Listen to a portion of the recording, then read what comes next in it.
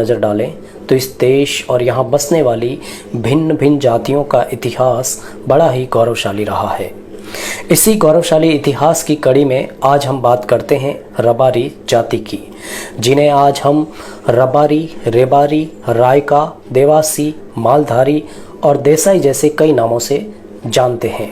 भारत में उत्तर पश्चिम भारत इनका मुख्य गढ़ है, जिनमें मुख्यतः गुजरात, राजस्थान, हरियाणा, पंजाब और मध्य प्रदेश हैं। इनके अलावा कुछ महाराष्ट्र, पश्चिम उत्तर प्रदेश, हिमाचल, जम्मू कश्मीर और उत्तराखंड में भी रहते हैं। वर्तमान में ये जाति मुख्यतः पशुपालक व चरवाहों के तौर पर जानी जाती है, लेकिन इनका मुख्य व्यवसाय खेतीबाड़ी, पशुपालन दोनों ही समान रूप से हैं। पशुपालन में मुख्यतः भेड़, बकरियां, ऊंट व गौपालन है। लेकिन आज 21वीं सदी में आते आते इस जाति के लोगों ने राजनीतिक व व्यावसायिक जगत में भी अपना परचम बुलंद किया हुआ है। इतिहास के दृष्टिकोण से देखें तो जिन लोगों पर इतिहास की जवाबदेही थी, उन्होंने इस जाति के वास्तविक इतिहास को हमेशा ही अनदेखा किया है। इतिहास की बात करें तो इस जाति का इतिहास हमेशा ही गौरवशाली रहा है। भाटों और रावों की बइयों के अनुसार इस जाति की उत्पत्ति भगवान शिव व पार्वती ने प्रथम पुरुष के तौर पर की थी और जिसका नाम था सामड़। कहते हैं कि माँ पार्वती ने ही सामड़ की शादी राय नामक अप्सरा से की थी, जिसकी संतानें आगे चलकर रायका के नाम से जानी जाने लगी। इतिहासकारों का एक मत ये भी मानता है कि रबारी एक क्षत्रिय कौम है और सिंधु घाटी सभ्यता के सबसे प्राचीनतम नगर मोहनजोदारो और हड़प्पा जैसे नगरों का निर्माण इसी जाति के पूर्वजों की देन थी, जो कालांतर में उन सभ्यताओं के नष्ट हो जाने से अपने मालधन व परिवार के साथ खानाबदोश हो गए थे। आज भी इनके रहन सहन और पहनावे से इनकी जीवन शैली सिंधु घाटी की समृद्ध जीवन शैली से मेल खाती है।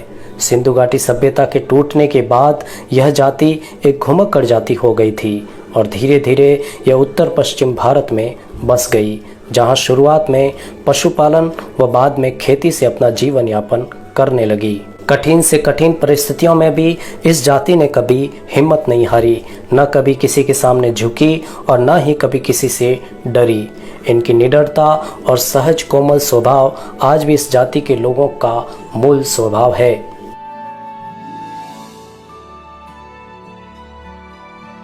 रबारी शब्द का उद्गम रहबर से हुआ है, जो कि एक फारसी शब्द है जिसका अर्थ है पथ प्रदर्शक, मार्गदर्शक या रास्ता दिखाने वाला।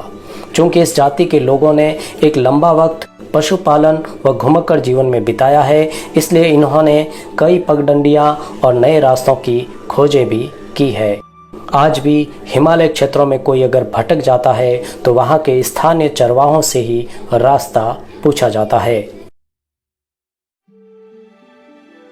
मालधारी शब्द इस जाति की पहचान के लिए प्रयुक्त हुआ शब्द है, जिसका सामान्य सा अर्थ है साधन संपन्न व्यक्ति।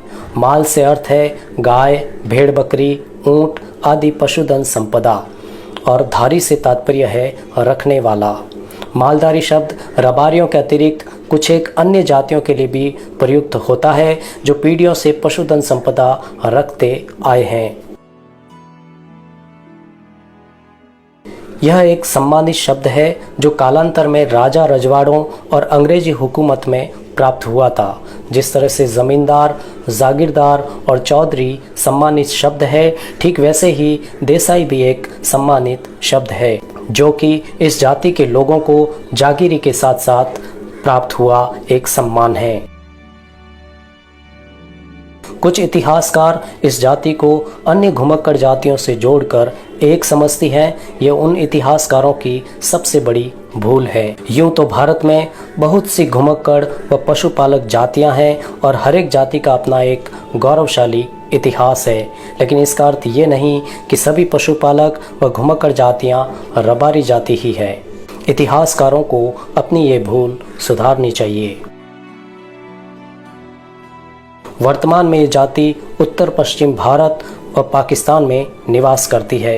इस जाति का मूलतः जीवन यापन साधन